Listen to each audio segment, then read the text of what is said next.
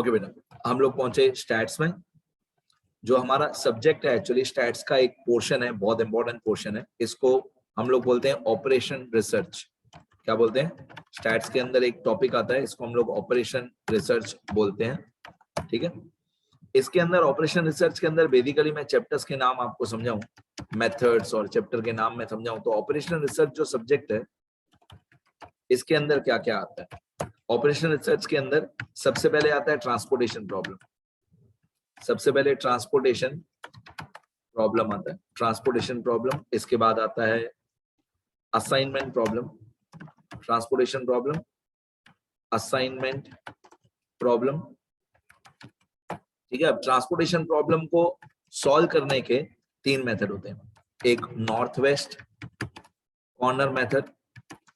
Transportation problem के जितने भी क्वेश्चंस आते हैं उनको सॉल्व करने के 3 मेथड होते हैं। मेथड का नाम क्वेश्चन में दिया हुआ होता है। एक नॉर्थ वेस्ट कॉर्नर मेथड, एक matrix minima method, matrix minima method, इसको लीस्ट कॉस्ट मेथड भी बोलते हैं।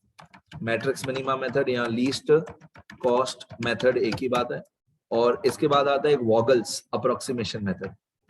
वॉगल्स, ये सिर्फ मेथड्स के नाम बता रहा हूँ, धीरे धीरे थियरी प्रैक्टिकल सब मैं बताते जाऊंगा। वॉगल्स अप्रोक्सीमेशन मेथड, ये 3 मेथड के नाम हो गए। इसके बाद असाइनमेंट प्रॉब्लम। असाइनमेंट प्रॉब्लम को सॉल्व करने का एक ही मेथड होता है, इसको हंगेरियन मेथड बोलते हैं। ठीक है, असाइनमेंट प्रॉब्लम सॉल्व करने का ये एक ही तरीका होता है, हंगेरियन मेथड। इसके बाद आता है linear programming problem. Linear programming problem basically graphs, linear programming problem LPP बोलते हैं। बेसिकली इसका मतलब होता है ग्राफ्स, सारे के सारे ग्राफ्स आपको ड्रॉ करने होते हैं। तो ये 3 टाइप के प्रॉब्लम आपको ऑपरेशन रिसर्च के अंदर आते हैं। Transportation problem, assignment problem, linear programming problem, LPP बोलते हैं। ट्रांसपोर्टेशन प्रॉब्लम सॉल्व करने के 3 मेथड होते हैं, north west corner, matrix minima, Vogel's. Assignment problem solve करने का एक ही मेथड होता है, हंगेरियन मेथड। और लीनियर प्रोग्रामिंग को सॉल्व करना, उसका भी मेथड एक ही होता है, पर उस एक मेथड के अंदर बहुत सारी चीजें होती है ग्राफ्स के अंदर, तो आपको ग्राफ सारे बनाने आने चाहिए। आज जो हम लोग शुरू कर रहे हैं वो है ये वाला टॉपिक, असाइनमेंट प्रॉब्लम। आज हम लोग ये शुरू कर रहे हैं, असाइनमेंट प्रॉब्लम। अब असाइनमेंट प्रॉब्लम में ना पूरा, आप लोग आजकल के नई जनरेशन वाले बच्चे ये शब्द बहुत सुनते हैं अलग अलग सोशल मीडिया पे भी, एल्गोरिथम। एंड जिन लोगों को भी, जैसे मेरे को भी IT से, कंप्यूटर से, टेक्नोलॉजी मेरे को बहुत पसंद है, तो हम लोग एल्गोरिथम शब्द को बहुत फॉलो करते हैं। सारा का सारा कंप्यूटर साइंस, सारी की सारी IT की पढ़ाई एल्गोरिथम्स पे ही बेस्ड है। तो मैं आपको एक एल्गोरिथम बना के बताऊंगा, एल्गो भी बोलते हैं शॉर्टकट में। शेयर मार्केट भी आजकल एल्गोरिथम्स पे ही होता है, एल्गो ट्रेडिंग बोलते हैं। तो मैं आपको हंगेरियन मेथड का असाइनमेंट प्रॉब्लम का एक एल्गोरिथम बना के बताता हूँ कि करना क्या है। ठीक है, तो एल्गोरिथम कैसा होता है देखने में, धीरे धीरे आप वो भी सीख जाओगे। देखो, सबसे पहले टॉपिक का नाम लिखते हैं, ये हमारे टॉपिक का नाम असाइनमेंट प्रॉब्लम। अब असाइनमेंट प्रॉब्लम को सॉल्व करने का एल्गोरिथम, सबसे पहले स्टेप 1। स्टेप 1 क्या होता है? पहली बात तो this step is done only when, मैं इसको स्टेप 0 कर देता हूं, स्टेप 0, और थोड़ा और शुद्ध भाषा में, start with this step only when maximum value is to be found. अभी आप लोग बोलोगे सर पहले ये तो बताओ असाइनमेंट प्रॉब्लम होता क्या है। चलो ये बता देता हूं, असाइनमेंट प्रॉब्लम होता क्या है। अगर आप इस शब्द को बहुत ध्यान से बोल के देखोगे ना, असाइन, ASSIGN, असाइन करना, तो आपको समझ में आएगा कि असाइनमेंट प्रॉब्लम मतलब क्या, असाइन करना। अगर मैं आपको बोलूं, सुनो एक प्रैक्टिकल एग्जांपल बताता हूं, यहाँ पे थोड़ा नीचे जाके, यहाँ पे मैं एग्जांपल लिखना शुरू करता हूं। मान लो हमारे पास 4 अलग अलग वर्कर्स हैं, mister A, mister B, mister C, mister D। मान लो 4 अलग अलग वर्कर्स हैं, mister A, mister B, mister C और मिस्टर D। ऐसे 4 अलग अलग हमारे एम्प्लॉय हैं। ठीक है, ये हमारे 4 वर्कर्स हैं, mister A, B, C, D। और ये चारों लोगों को, इन चारों लोगों से हमको 4 अलग अलग जॉब्स या काम करवाने। अब काम का नाम आप बोल सकते हो job number 1, job number 2, job number 3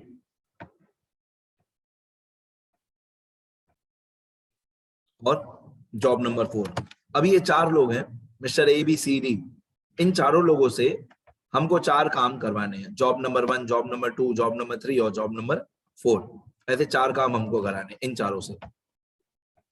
मैं लाइन ड्रॉ कर लूं तो कौन सा काम कौन से आदमी से करवाना चाहिए ताकि हमको सबसे कम टाइम हमारे बिजनेस में या फैक्ट्री में या काम में लगना चाहिए। कौन सा काम कौन से वर्कर को देना चाहिए। 4 जॉब्स हैं हमारे पास, जॉब नंबर 1, 2, 3, 4 और 4 वर्कर्स हैं हमारे पास, mister A B C D. तो कौन सा जॉब कौन से वर्कर को दोगे ताकि टाइम जो कंज्यूम हो वो सबसे कम टाइम कंज्यूम हो। अब देखो, जब भी whenever या if time or cost is asked in the question, then it will be asked to find minimum time taken or minimum cost। मतलब जब भी कॉस्ट या टाइम वाला क्वेश्चन होगा ना तो ऑटोमेटिकली उसमें ऐसा ही पूछेंगे आपसे क्वेश्चन में कि इस तरीके से 4 जॉब असाइन करो 4 वर्कर्स को, जैसे टाइम सबसे कम यूज हो या पैसा सबसे कम यूज हो। और अगर यही प्रॉफिट होगा कि 4 वर्कर्स हैं वो 4 काम करेंगे तो इतना इतना इतना इतना प्रॉफिट होगा, तो ऑब्वियसली जब प्रॉफिट वाला क्वेश्चन होगा तो मैक्सिमम ही पूछेंगे, प्रॉफिट या सेल वाले में। इफ प्रॉफिट और सेल्स को रेवेन्यू भी बोलते हैं। इफ प्रॉफिट और sales is asked in the question, जिस क्वेश्चन में प्रॉफिट या सेल्स पूछेंगे, then it will be asked to find maximum. It will be asked to find maximum profit और सेल। फाइंड मैक्सिमम प्रॉफिट और sale, मतलब profit या sale वाला question होगा ना तो मैक्सिमम पूछेंगे, टाइम या कॉस्ट वाला क्वेश्चन होगा तो मिनिमम पूछेंगे। तो यहीं से मेरा एल्गोरिथम शुरू होता है। ये मैंने आपको एक बेसिक एक क्वेश्चन का तरीका बता दिया कि कैसा क्वेश्चन होता है। अगर आप लोगों ने ट्रांसपोर्टेशन प्रॉब्लम, ये वीडियो लेक्चर देखने से पहले ट्रांसपोर्टेशन प्रॉब्लम अगर आपने चैप्टर सीख लिया है इसी सब्जेक्ट के अंदर, ट्रांसपोर्टेशन प्रॉब्लम के तीनों मेथड आपको आते हैं, तो आपने अगर देखा हो, जिन्होंने देखा हो उनके लिए बता रहा हूँ, ट्रांसपोर्टेशन प्रॉब्लम में ना यहाँ पे पीछे एक टोटल का कॉलम भी दिया होता है, टोटल क्वांटिटी डिमांड और टोटल क्वांटिटी सप्लाई। यहाँ पे पीछे एक टोटल का कॉलम दिया हुआ होता है ट्रांसपोर्टेशन प्रॉब्लम में। इधर सारे कॉलम्स का टोटल और इधर सारे रोज का टोटल दिया हुआ होता है। तो मैं मेरे स्टूडेंट्स को बोलता हूँ कि भाई दूर से ही पहचान जाओ कि कौन सा चैप्टर है। अगर टोटल का कॉलम दिया हुआ है, अगर पीछे वाली साइड और नीचे वाली साइड, पीछे वाली साइड और नीचे वाली साइड टोटल का कॉलम दिया हुआ है तो ट्रांसपोर्टेशन प्रॉब्लम का चैप्टर है। और अगर टोटल का कॉलम टोटल क्वांटिटी डिमांड और टोटल क्वांटिटी सप्लाई नहीं दिया हुआ है तो वो असाइनमेंट प्रॉब्लम का क्वेश्चन है। ठीक है, मैं लिख के भी देता हूं। If total column is given then it is a question of transportation problem. If total column is given then it is a question of transportation problem. और अगर total का column नहीं दिया हुआ है, if total column is not given, if total column is not given then it is a question of assignment problem. तो आपको दूर से ही पता चल जाएगा कि टोटल का कॉलम दिया हुआ है तो ट्रांसपोर्टेशन, नहीं दिया हुआ है तो असाइनमेंट। चलो, ये मैंने थोड़ा एग्जांपल बता दिया कि करना क्या है असाइनमेंट प्रॉब्लम में। अब इसके स्टेप्स लिख के दे दो। ये असाइनमेंट प्रॉब्लम के स्टेप्स सॉल्व करने का कौन सा मेथड होता है? Hungarian method. तो ये दोनों एक ही बात है, हंगेरियन मेथड बोला हो तो भी एक ही बात है, असाइनमेंट प्रॉब्लम बोला हो तो भी एक ही बात है। अब एल्गोरिथम शुरू कर दो। Step 0, start with this step, या अच्छी भाषा में लिखें, start with this step only when maximum value is to be found. तो जिस क्वेश्चन में मैक्सिमम वैल्यू पूछी हो उसमें आप स्टेप 0 से स्टार्ट करोगे। अगर मैक्सिमम वैल्यू पूछी हो तो स्टार्ट फ्रॉम स्टेप 0। ठीक है। अच्छा, स्टेप 0 होता क्या है? स्टेप 0 होता क्या है? स्टेप 0 में क्या करना है आपको? मैक्सिमम एलिमेंट, अभी थोड़ा कम कम समझ में आएगा जब तक हम प्रैक्टिकली सॉल्व नहीं करें। Maximum element minus all other elements, maximum element minus all other elements, ये स्टेप 0 होता है। स्टेप 0 में आपको ये करना होता है, maximum element minus all other elements, ये स्टेप 0 होगा। ठीक है। इसके बाद हम लोग स्टेप 1 पे जाएंगे। मैंने ये भी बताया आपको स्टेप 0 करना कब है। ध्यान दो, स्टेप 0 करना कब है? जब क्वेश्चन में मैक्सिमम वैल्यू पूछी हो तब। तो maximum element minus all other elements. मैं एक छोटा सा एग्जांपल बताता हूँ। समझो यहाँ पे आपको वैल्यूज दी हुई होंगी 20, 30, 25, 40, ठीक है, 7, 9, 12, 17, फिर 15, 16, 25, 36, ऐसे अलग अलग वैल्यूज आपको दी हुई होगी। 39, 36, 17, 19, ऐसे अलग अलग वैल्यूज दी होगी। तो स्टेप 0 मतलब क्या? ये जो 16 अलग अलग वैल्यूज आपको दी हुई है, ये 20 से लेकर 19 तक, इनमें से सबसे बड़ी वैल्यू कौन सी है? इनमें से मैं थोड़ा बहुत प्रैक्टिकली भी बता रहा हूँ, मेरे को अभी नहीं बताना चाहिए पर थोड़ा बहुत समझा देता हूँ। इन 20 से लेकर 19 तक जो 16 वैल्यूज हैं, इन 16 वैल्यूज में से, 16 नंबर्स में से सबसे बड़ा नंबर कौन सा है? सबसे बड़ा नंबर है 40। ये सबसे बड़ा नंबर है 40। तो आपको क्या करना है? आपको 40 में से ये कंट्रोल C और 5-6 लाइन छोड़ के कंट्रोल V, कॉपी पेस्ट कर दिया, पूरा कॉपी पेस्ट कर दिया मैंने। यहां से आप बोल सकते हो आंसर, इसको आप बोल सकते हो स्टेप 0। स्टेप 0 करना कब है? जब मैक्सिमम वैल्यू फाइंड करने के लिए बोला हो, तब स्टेप 0 होता है। अब मैं आपको ये बता रहा हूं कि स्टेप 0 होता कैसे है। सबसे बड़ा एलिमेंट कौन सा है? 40। 40 माइनस ऑल अदर एलिमेंट्स। तो जैसे यहाँ पे 20 है तो यहाँ पे हो जाएगा 40 माइनस 20, 40 माइनस 20 20 होगा। जैसे यहाँ पे 30 है तो 40 माइनस 30, 40 माइनस 30 10 होगा। जैसे यहाँ पे 25 है तो 40 माइनस 25 तो 15 होगा। यहाँ पे 40 है तो 40 माइनस 40 0 हो जाएगा। फिर यहाँ पे 7 है तो 40 माइनस 7, तो 40 माइनस 7 33 होगा। फिर 9 है तो 40 माइनस 9 31 होगा।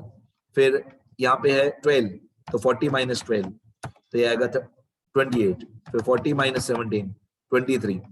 फिर 40 माइनस 15 40 माइनस 15 25।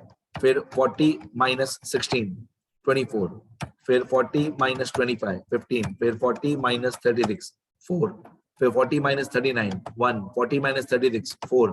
40 माइनस 17 23। 40 माइनस 19 21। ये स्टेप 0 हुआ।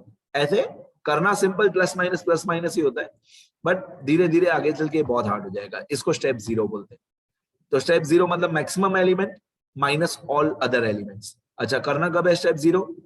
जब क्वेश्चन में मैक्सिमम वैल्यू फाइंड आउट करने के लिए बोले, मतलब मैक्सिमम सेल या मैक्सिमम प्रॉफिट फाइंड आउट करना हो जिस क्वेश्चन में, उस क्वेश्चन में स्टेप 0 करते हैं। तो step 0 is maximum element minus all other elements. फिर आता है स्टेप 1 पे, सुनना ध्यान से। मैं पहले ये कॉपी पेस्ट कर रहा हूं, ये कॉपी पेस्ट किया। अब स्टेप 1, स्टेप 1 कब करते हैं, कैसे करते हैं? Step 1, start with this step, start with this step only when minimum value is to be found। ठीक है। स्टेप 1 से कब स्टार्ट करना? जब क्वेश्चन में मिनिमम वैल्यू फाइंड आउट करने के लिए बोली हो। मिनिमम वैल्यू फाइंड करने के लिए बोली हो तो स्टेप 1 से स्टार्ट करोगे। स्टेप 1 होता क्या है? स्टेप 1 होता है रो मिनिमा। अब रो मिनिमा कैसे सॉल्व करते हैं वो मैं अभी नहीं बताऊंगा, फिर क्या होगा, पूरा प्रैक्टिकल क्वेश्चन हो जाएगा। अभी मैं सिर्फ स्टेप्स के नाम बोल देता हूं और आप ट्राई करना कि आपको स्टेप्स के नाम सारे याद हो। तो पहला स्टेप, स्टेप 0। सबसे पहले स्टेप 0 कब करना है वो आपको पता होना चाहिए। स्टेप 0 कब करना है? Start with this step only when maximum value is to be found. Step 0 करते कैसे हैं? Maximum element minus all other elements. फिर step 1, start with this step only when minimum value is to be found. Step 1 कैसे solve करते हैं? Row minima. ठीक है। अब सिंपल भाषा में बोल देता हूं, जिस क्वेश्चन में मैक्सिमम वैल्यू पूछी हो तो स्टेप 0 से स्टार्ट करना। जिस क्वेश्चन में मिनिमम वैल्यू पूछी हो तो स्टेप 1 से स्टार्ट करना। ठीक है, चलो आगे। अब इसके आगे स्टेप 1 हो गया रो मिनिमम। अच्छा, अभी स्टेप 2। स्टेप 2 होता है कॉलम मिनिमम। बस इसमें आगे पूरा सेम इजी हो जाएगा। स्टेप 2 होता है कॉलम मिनिमम। स्टेप 1 क्या हो गया, रो मिनिमम। स्टेप 2 क्या हो गया, कॉलम मिनिमम। ठीक है, इसके बाद स्टेप 3 आएगा। अब आपको समझ में बहुत कम आएगा क्योंकि ये थियरी वाले पेज में, ये सब थियरी वाले पेज में लिखना है। जब हम नंबर्स के साथ करेंगे तो ज्यादा समझ में आएगा। स्टेप 3, स्टेप 3 क्या होता है, स्टेप 3 होता है मिनिमम लाइंस। सबसे हार्ड स्टेप यही होता है, minimum lines covering maximum zeros. Minimum lines covering maximum zeros. आपको लाइंस ड्रॉ करनी है, आपको कुछ नंबर्स को कट करना है, तो आपका स्टेप 3 आएगा minimum lines covering maximum zeros. मतलब आपको ट्राई करना है कि सारे जीरो कट हो जाए। आपको लाइंस ड्रॉ करनी है, या वर्टिकल या हॉरिजॉन्टल लाइंस ड्रॉ करनी है, और आपको सारे जीरोस को कट करना है। तो आपको ट्राई करना है कि आपकी लाइंस मिनिमम बने, minimum lines covering maximum zeros. इसके बाद एल्गोरिथम में इसको डिसीजन बोलते हैं। मैं रोम्बस टाइप शेप बनाऊंगा, अगर आपको मैथ्स में रोम्बस पता हो, मेरे को मिलेगा तो मैं ड्रॉ कर दूंगा रोम्बस। यहाँ पे डायग्राम में थे ये, सही है। हाँ, फ्लो चार्ट डिसीजन, देखो नाम भी सही लिखा हुआ, इसको डिसीजन बोलते हैं। अब इसकी सजावटें कैसे करेंगे, सही।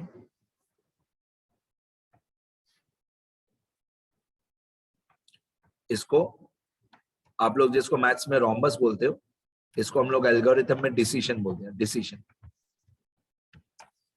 ठीक है, अब डिसीजन में क्या करना होता है देखना ध्यान से।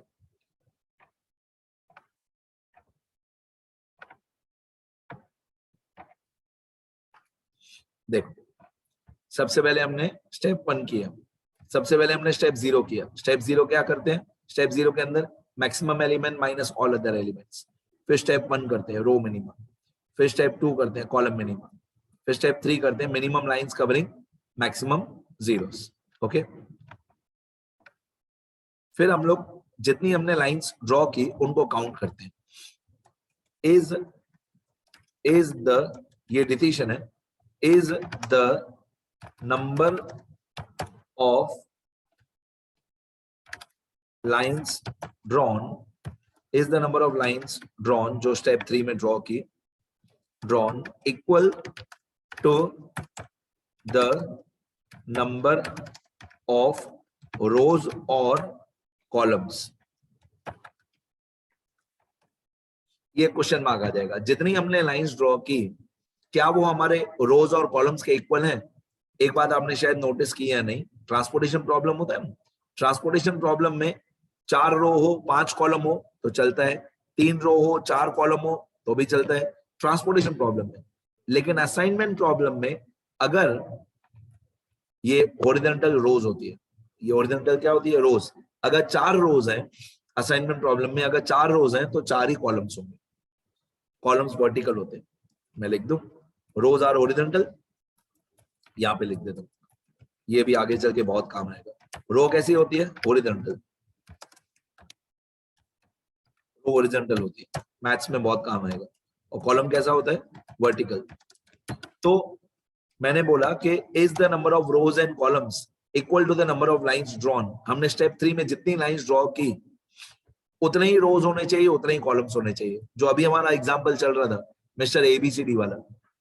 तो स्टेप 3 में हमने जो लाइंस ड्रॉ की वो 4 ही होनी चाहिए, क्योंकि हमारे पास 4 पर्सन है मिस्टर एबीसीडी, तो लाइंस भी 4 ही ड्रॉ होनी चाहिए। तो is the number of lines drawn equal to the number of rows और कॉलम्स। हमने जो लाइंस ड्रॉ की वो भी 4 ही होनी चाहिए।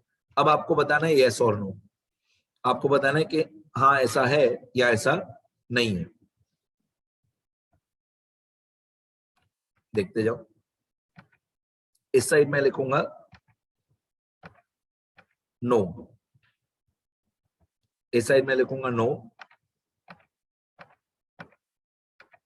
और इस साइड में लिखूंगा यस।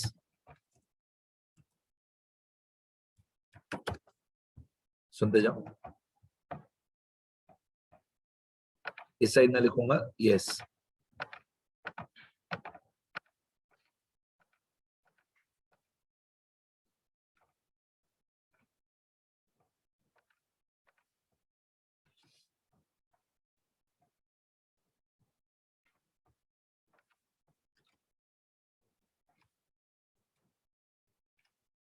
ठीक है, अगर नो आता है, is the number of lines drawn equal to the number of rows and column, अगर नो आता है तो क्या, और अगर यस आता है तो क्या। ठीक है, अगर यस आता है तो हम लोग सीधा स्टेप 4 करेंगे, is the number of lines drawn equal to the number of rows and columns. अगर यस आता है तो हम स्टेप 4 करेंगे। स्टेप 4 क्या होता है, स्टेप 4 होता है रो हैविंग सिंगल जीरो। अभी बहुत कम समझ में आएगा सर ये सब क्या चल रहा है। रो हैविंग सिंगल जीरो, जब अमाउंट्स के साथ नंबर्स के साथ करेंगे तो ज्यादा मजा आएगा। ये स्टेप 4 हमारा, रो हैविंग सिंगल जीरो। ठीक है, तो अगर number of lines drawn equal to the number of rows and columns है यस, तो हम सीधा स्टेप 4 पे चले जाएंगे। और अगर नो आ रहा है तो हम लोग जाएंगे स्टेप 3A और 3B पे। अब सुनना, स्टेप 3A क्या होता है। स्टेप 3A होता है मिनिमम एलिमेंट। बहुत कम समझ में आएगा मेरे को मालूम है, और ट्राई करो ये याद करने का, थोड़ा typical assignment problem. Minimum element of all uncovered, minimum element of all uncovered elements. Try करो आपको याद हो, ये स्टेप 3A होता है, minimum element of all uncovered elements. फिर स्टेप 3B होगा, स्टेप 3B। स्टेप 3B क्या होता है, ये भी थोड़ा हार्ड है, सुनते रहो। अनकवर्ड पे माइनस, अनकवर्ड पे माइनस, सिंगल लाइन पे नो चेंज, मतलब न प्लस न माइनस, डबल लाइन पे प्लस, प्लस मतलब ऐड। ठीक है, अब आप बोलोगे सर ये अनकवर्ड क्या होता है, ये सिंगल लाइन क्या होता है, ये डबल लाइन क्या होता है। मैंने बोला ना सब कुछ सम्स में पता चलेगा, जब हम प्रैक्टिकल एग्जांपल्स करेंगे तब पता चलेगा कि अनकवर्ड क्या होता है, सिंगल लाइन डबल लाइन क्या होता है। ठीक है, तो पहले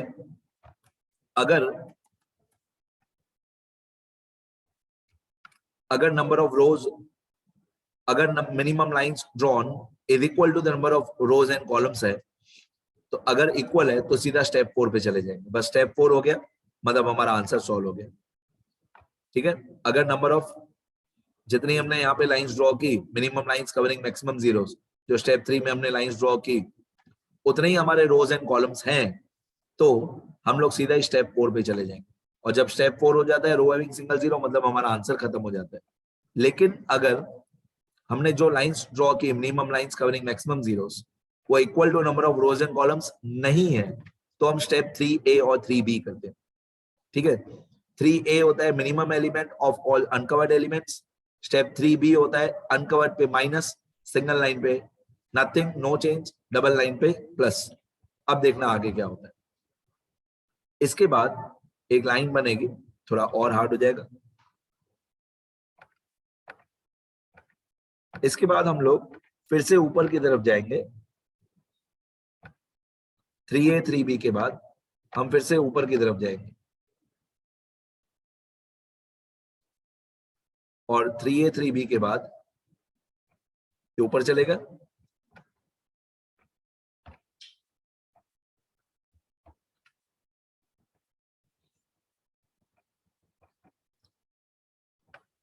थ्री ए 3B के बाद हम लोग फिर से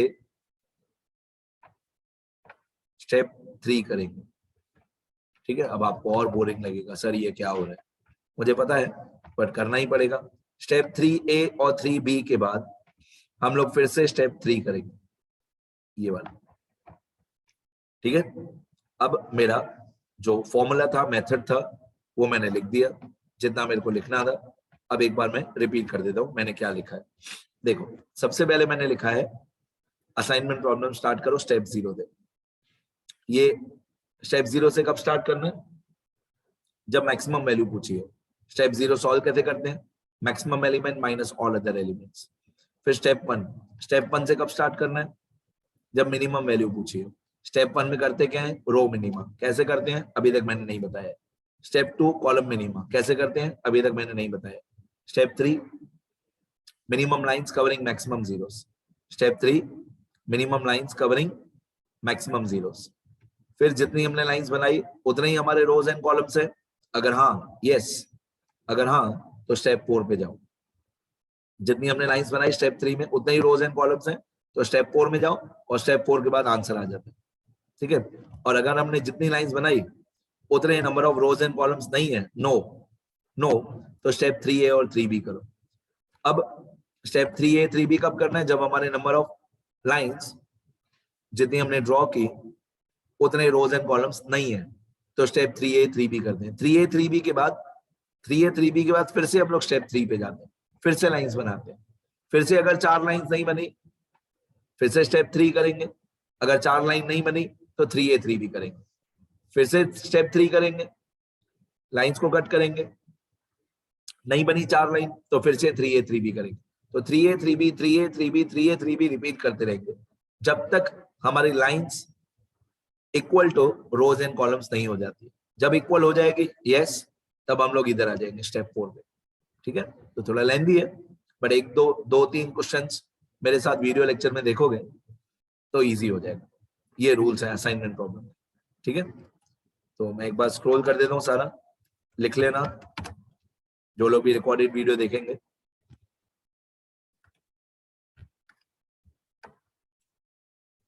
मैं धीरे धीरे स्क्रॉल करता हूँ, आपकी नोटबुक में लिखना जरूरी है।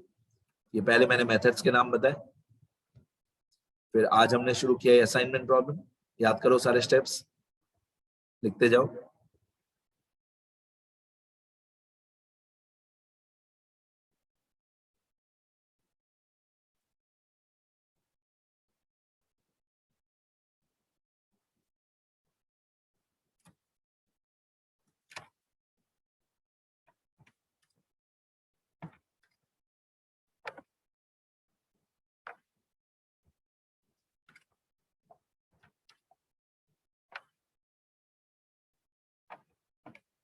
ठीक है।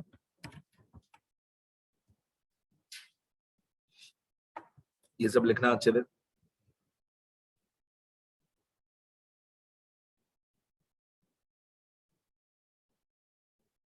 बस अभी इसके बाद मेरे को ये पूरा चैप्टर प्रैक्टिकली सिखाना है, थियरी हो गई सर।